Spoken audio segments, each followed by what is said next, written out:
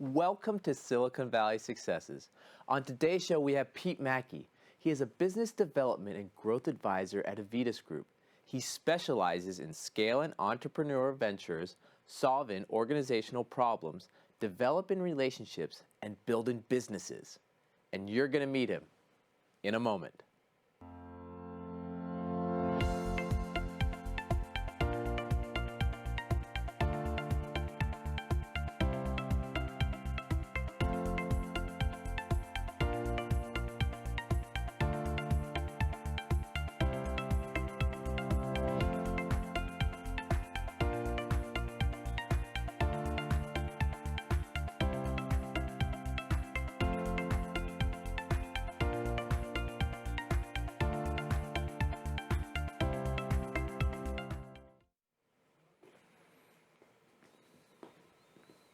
Pete, welcome to Silicon Valley Successes. My pleasure. So, Pete, how did you get into the role that you're currently in? You know, that's a great question. I originally started my career actually working overseas with a British company. I worked in the Middle East. Loved the relationship building that went into that. Then got into strategy consulting with a couple of big consulting firms. Ended up at Deloitte doing strategy consulting for big companies, but realized that I really want to get back to that relational connection with entrepreneurs. My father was an entrepreneur. My mom built her own business as well. So I got back into that role, primarily to work with business owners, doing what they do best, scaling things and building new businesses. So these companies that you work with, that you're helping build, are they all U.S.-based, or are they some overseas companies that are coming here? Great question. So I would say probably about 50 to 60% of the companies we work with are U.S.-based. Entrepreneurs, founder teams, more mature stage companies. However, a good portion of people are from overseas, people that have established businesses or maybe a really solid idea that they want to test out in the U.S. market. So we work with companies in Asia, Europe, and South America as well. So these companies that you work with, say they wanted to set up an operation here in Silicon Valley. What would the step-by-step process be for these companies? Yeah, I mean, I think at Avitas Group, we kind of break it down into 12 distinct steps, but really it's three kind of phases of operations. The first one is essentially assessment. Is the U.S. market the best market for you? Is your product ready to kind of launch in the United States? Then the next step is kind of what we call launch stage.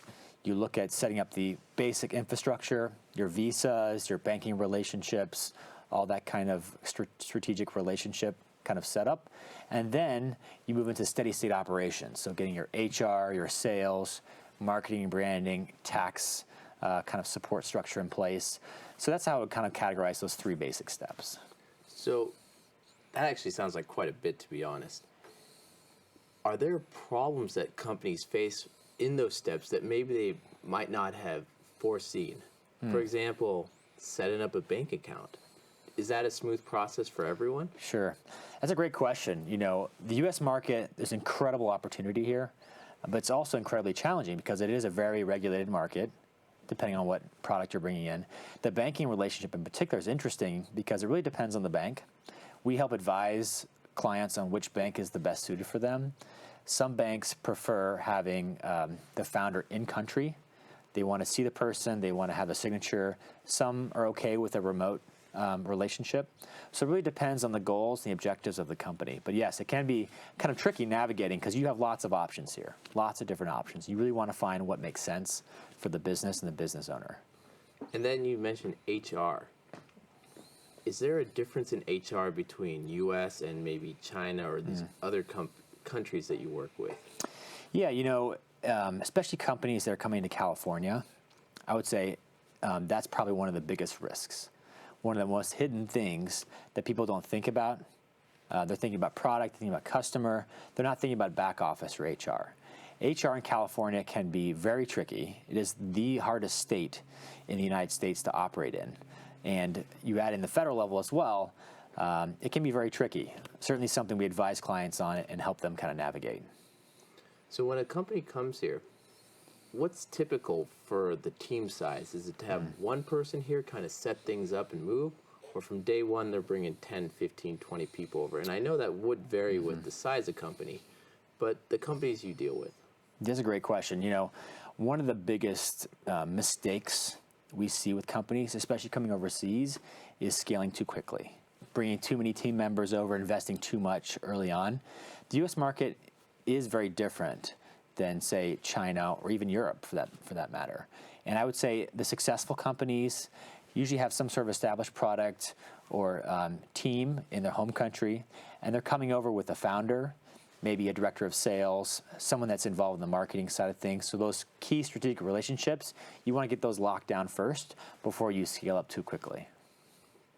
And then what are the reasons for these companies coming here? I mean, we hear about the potential market, but are there other reasons? Yeah, I think some of the reasons people come to the United States often can vary. A lot of people we come across are actually interested in just getting U.S. citizenship, believe it or not. Really? And there are a couple programs that within the U.S. government, if you start a business here and invest a significant amount of capital, you can get U.S. citizenship. So that's a strategy some people use. There's a business reason behind that, but it does have the added benefit of a U.S. passport. There's also people that simply want to diversify, right?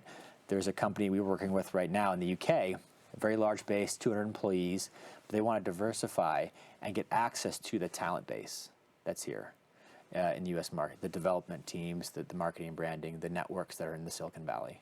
Interesting. And then what resources are there here for these companies? Mm-hmm. Yeah, I think people that are smartly approaching the U.S. market think about those things in advance. A lot of people don't, especially the startup market. They're trying to focus on just getting it out there, seeing what sticks. But I would say, from our perspective, we certainly want to tackle the regulatory compliance pieces first, such as your tax advisors, your CFO, the payroll compliance piece. And you also want to think about messaging, the marketing and branding that goes into something. One of the biggest things we see with companies coming from Europe, for example, is they already kind of know the U.S. fairly well. They may have some relationships here. They may have actually already brought a product over in the past. But the way you sell a product in France or Europe is very different than the U.S. market. There's similarities, but I think understanding the branding piece and the messaging is going to be critical for launching your company here successfully. How many companies do you deal with, or percentage would you say, have this idea that we're successful in our country and we're just going to replicate that here in the U.S.? You mean the mindset of someone coming in? Yeah, I think most people that are confident entrepreneurs that have had a successful track record come in to the U.S. market for the first time with great confidence. And sometimes there's a great launch and it's smooth and they get traction right away, but more often than not, it's tricky, right? Understanding the market, making sure you accommodate the talent needs here. The Bay Area is incredibly complex and competitive when it comes to how much you pay someone, how long you keep them. The average person in the United States, in the Bay Area, keeps a job for 18 months before they hop to another company. So it's certainly something you want to consider when you're coming in from a foreign country and investing in a key hire. So if they're hiring people here and they're 18-month turnover, how do they forecast that in their hire, especially when their main HR, their team is overseas? I mean, if they're replacing their team here that quickly, how does that work with their financial plans, with their go-to-market strategy, with everything that they're doing here? Right. I think it depends on the company, obviously, but one of the key strategies I've seen to keep people longer and kind of stabilize is obviously providing the right compensation. We help companies kind of understand what the pay market looks like, what the salary ranges are, the compensation model, the commission, things like that. And you also want to provide opportunity for growth, right? A lot of people will leave a tech company like a Google or something like that if they get a great hot startup opportunity, but you got to build a role that allows for growth. And tell me a story of a company you've worked with where you've helped them land and grow, and that experience that they've had. Yes, I think my favorite is it's a U.S.-based company. They do technology for disaster preparedness, so hurricanes, wildlife issues or fires, even terrorist events. We actually help them go from a founder team of just 2 people to a full-blown company of 30 people with revenue in over $5 million in less than 2 years. And the way we were able to do that was really come alongside the founders, understand their vision for growth, and then provide a lot of the non-sexy options like the HR, the payroll, the tax compliance, all these things that are incredibly time-consuming to figure out on your own, can be catastrophic mistakes if you get them wrong, especially on the tax side, and simply take those on and let the founders focus on building their business, working with customers, and kind of scaling. So we were able to kind of come alongside them in that sort of way. It was really a fun relationship. We're still working together today, and they're hopefully going to keep growing the way they're growing. So when you're working with one of these companies, is it kind of what you provide, kind of an a la carte, where they pick and choose what they need at that moment in time, and then it can scale with them? Or how do they know what of your services to use at the beginning or later on in their growth? Sure. I think it depends on the company. If they're coming from overseas, we actually provide a roadmap for them. We provide all. Tell us about the roadmap, step by step. Yeah, so as I mentioned before, we kind of have a very specific process, 12 steps in those 3 categories I mentioned earlier. The first step really is just doing a product market fit assessment. Where and how will your product sell the most inside the United States? We do some analytics, do some research, help provide that information. Then the next layer is, the U.S. tax law is actually quite complex. Even if you build a good business in California, you may not want to be incorporated here. You may want to be in Delaware, for example. A lot of tech companies are based as Delaware C Corps. Or you may want to be based in Denver and simply operate in California as a foreign entity, or not even operate in California. Maybe you're just going to be a tech-based company that has a virtual presence in the Bay Area. So that's kind of some of the strategy things we're talking about early on to avoid those big mistakes that can cost them big time later on. We then move into the kind of launch stage. We talk about some of the banking relationships we can help broker, some of the other connections we can make on the tax planning side, the visa and immigration piece, a huge issue certainly in the United States now, given the current administration's focus in that area. And then we move into the steady state operations. So we're talking about getting the right infrastructure set up to be compliant with payroll tax law, to get the right infrastructure for HR compliance in whatever state you're operating. If you're doing multiple states, let's set up a structure so you can make sure you comply with each individual state's compliance as well as the federal side. So really becoming that strategic partner and all those pieces all the way through to launching and branding your product. So a company that operates only in one state versus, say, 10, 15, 30, how different is that? Yeah, I think if you're starting from California, it's actually a little easier from a regulation perspective, because California really is the gold standard when it comes to compliance. They are the trickiest state to operate in. They are the most litigious state to operate in. It's very employee-friendly versus employer-friendly. So sometimes if you can build your infrastructure on the California model, it becomes easier to scale out across other states. If you're starting, say, from somewhere like Texas, very easy to start a business, limited regulations that really threaten a business owner from the employee side. It's a little bit more difficult to go into the more complex markets, such as California, New York, places like that. So, we've seen people that are able to scale their business nationwide and really build their products and build their teams if they have the right advisors on the right side. Pete, that is some amazing information. And to find out more, visit us at SiliconValleySuccesses.com. Also check us out on Facebook, Instagram. We're even on WeChat right now. So to find out more information, not just in our weekly show, but on a regular basis that we update, visit us SiliconValleySuccesses.com. Now, Pete, going back, companies that come here, everyone wants to give them advice. Have you heard any bad advice that they've been given, and what has that been? Absolutely. Especially here in the Bay Area and Silicon Valley, people are always talking about venture capital. That's the big gold standard for success, how much money you've raised.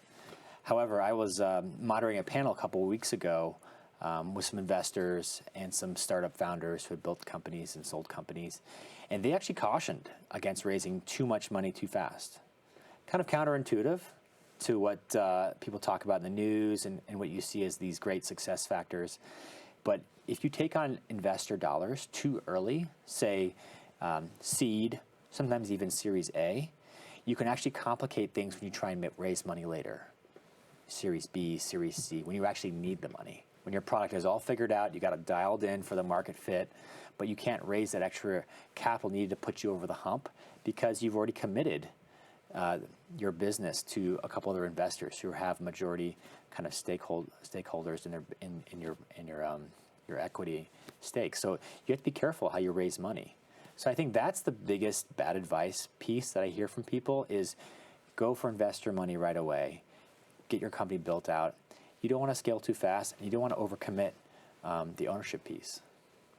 That's interesting. So people are giving away too much of their company too early in the growth process. Absolutely, because as you're building a business, you're kind of testing the market as you build your product or service. You may not have it totally dialed in from day one. It may take a year, maybe even 2 years to really have an established customer base that helps kind of hit that scale mark that helps you really grow quickly. So you want to kind of hold on to your company as long as you can. And obviously when it comes to exit, the more of a company you give away, the less you take home. You may be sold or acquired for, $50 million, but if you've successively given away ownership in your company and you only have 5-10% ownership, your piece of that pie is pretty small. Even though you put the work and effort in, you've really built the company yourself and taken on money from other people. So that's what I would say. Look for strategic investors that are aligned with your goals and objectives, and look for an opportunity to bring them in when you really need them. That's some great advice. And these companies that come to Silicon Valley, what would your recommendation be for them to build a network, to get to know the ecosystem here? You'd mentioned you were on a panel not too long ago. Is that something you'd recommend for them to attend these events? Yeah, absolutely. And that's one of the reasons I really like this show, is because you're able to kind of broaden people's horizons before they enter. I think being on panels, attending panels, broadening your network through networking events, really the success of a startup is not based on the money you have, it's built on the relationships and the network that you have. I've seen so many companies come in from nowhere, but they have an investor or advisor who has a huge network or is able to unlock these key resources when you need them. So certainly networking, certainly finding the right relationships early on, and having that net to kind of land when you arrive in the U.S. market is huge. What are some other mistakes you see early stage companies do when they land here in Silicon Valley? Yeah, we talked about some of these, but I think the two biggest mistakes that I see is one, not having the right partner when it comes to regulatory compliance. That's not a very fun topic for entrepreneurs. People are coming in with an idea or a product they are passionate about, tend to focus on that rather than the back office, but it can really come to bite them when it comes to sale. Investors want to see something that's tangible, something that's reliable, and something that is compliant. At the end of the day, they want growth. They want, certainly want that valuation to be high, but you got to have a company that's organized and able to succeed that way. And the second one really is the branding and messaging piece. Coming in, making sure you're saying the right things, making sure the value and the unique proposition is clear and easily understood by the U.S. market and U.S. consumers is going to be important. So when you're saying the regulators, are you talking about making sure your company has the right permits, or are you talking about that the product or service can even be used in the U.S., or just that the payroll and all the accounting is GAAP compliant? What do you mean by regulatory? Yeah, I think it's multiple things. You want to make sure that you're here legally, right? So the visa piece is huge. You want to make sure that your company is rightly set up in the right states where you're operating. So there's the kind of entity setup piece. And then, of course, there's the HR payroll, that back office piece we've been talking about, which is really going to be important to keep kind of locked down and compliant. Have you ever seen a company that didn't follow the HR standards, were sued by one of their employees here, and then had to shut down or stop their U.S. operation? Yeah, I think it's the big fish that get targeted for stuff like that. The startups kind of can fly under the radar for a while. Case in point, there's a big rideshare company you may have heard of that had a recent issue with kind of the culture inside the organization, and as a result, the owner was forced to leave the board because of compliance issues by the investors. So as you scale, you want to have the right infrastructure in place. Wow. So to recap everything we've talked about how important a network is in Silicon Valley. We've talked about the relationships. We've talked about the 12 steps that companies go through when they work with you and Avidas on setting up their operations here in the U.S., HR, payroll, these different categories. We've talked about the importance of being compliant. Also, we've talked about just an abundant amount of things that that really help companies when they land here. What did we miss that is valuable? Yeah, I think, at the end of the day, you want to make sure that your company is connected to the right people. The network piece really cannot be overstated in the Silicon Valley Bay Area. Everything here, the money, success, the branding, it's all ultimately connected to the story of the founder and his relationships. The story of the founder. How important is it for the founder to be good at sales, be a good storyteller? I think that helps, and certainly a huge piece. I've always, companies we work with, there's kind of three roles. Some people can wear all three hats, but there's the hustler, the hacker, and the hipster. That's really, I think, those three roles, you can see them repeated over and over in these, these billion-dollar companies, these unicorns. But I think if you can have one or two of those hats as a founder, you're ahead of the game a little bit. If you don't, you bring the right people, again, the network piece alongside of you. Co-founders, you give them some equity stake maybe, or maybe they're just advisors that are really strategically connected to you. But having those three roles can really help a company. Okay, so the advisors could fill those roles. Absolutely. How do you recommend going about finding advisors? A lot of it just comes down to a combination of networking and also having the right connections before you even come over. Having those people, whether it be a company like ours that connect you with people and help you get set up, or even some of your people in your local country that have built businesses in the past in the United States or has relationships through a strategic advisor like a CFO, another VC, someone like that. So there's a couple ways to go about it, but certainly you want to start that thinking before you come over. And then, Pete, tell us who the ideal customer for you is. Yeah, I think, we kind of work with a lot of different companies, but the ideal customer largely is someone that is focused on growth, they're entrepreneurially minded, and they either have a founder team and a solid product, or someone that has an established company overseas and they want to enter the U.S. market for the first time. And then when you're working with a company for the first time, is that relationship look like a 3-week, 6-week, or is this like a 1-year, 2-year ongoing relationship? We prefer to help a company grow over the long term. However, all of our relationships contractually are a month-to-month relationship. We kind of call ourselves service as a service, kind of a play on software as a service, where you keep customers and you build value based on the quality of service. So we don't lock you in through a contract or something like that. We really just focus on a month-to-month relationship where we help you excel and exceed your growth targets. And if you like that and we're doing a good job for you, we tend to stick with those companies for the long term. And then who are the services or companies that you would partner with to provide more for these startups or these early stage companies? So for example, last week we had Chris Abato on our show, who's an M&A advisor. Is someone like her someone that your company would work with or you would work with or not? Right, absolutely. I love Chris. She's great. You had a chance to meet her? I have. Oh, wow, that's great. She's great. M&A advisors are great because we don't really have a chance to take a company all the way to sale, right? We're kind of part of the startup initial phase of things, get your operations locked in, grown.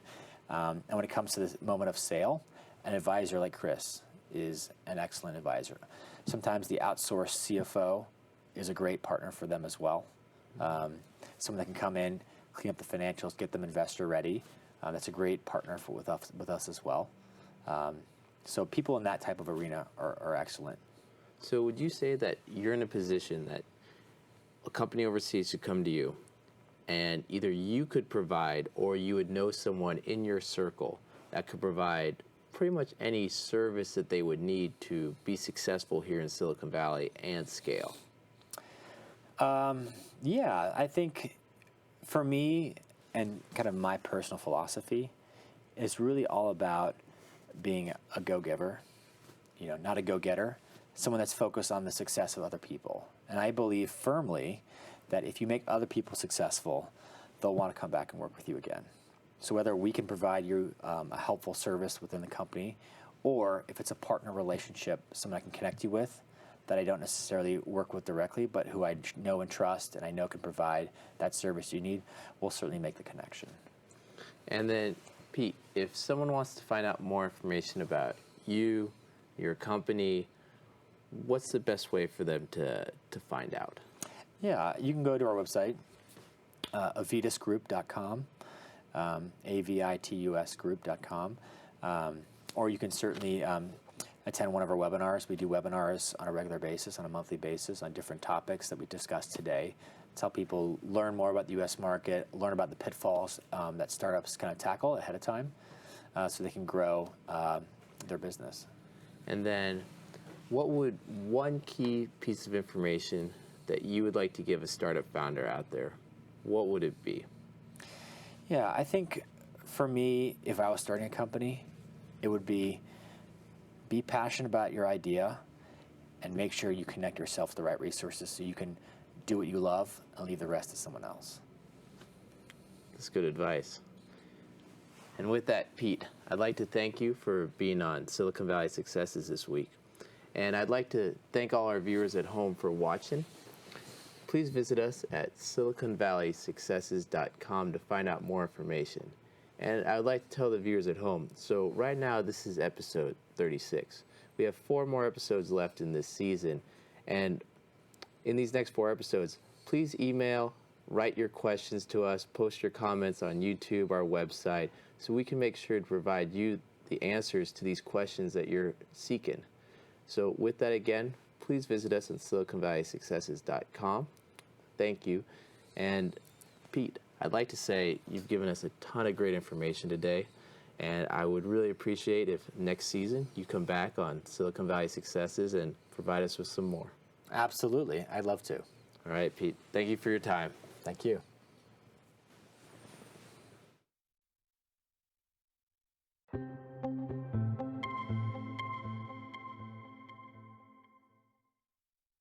Thank you from all of us at Silicon Valley Successes. We hope you found the information presented today useful in your path to success. For further information on accessing the resources in Silicon Valley, you may visit us on the web at siliconvalleysuccesses.com, on Facebook, and YouTube. Thank you. And remember, we want to help you in your journey to become the next success.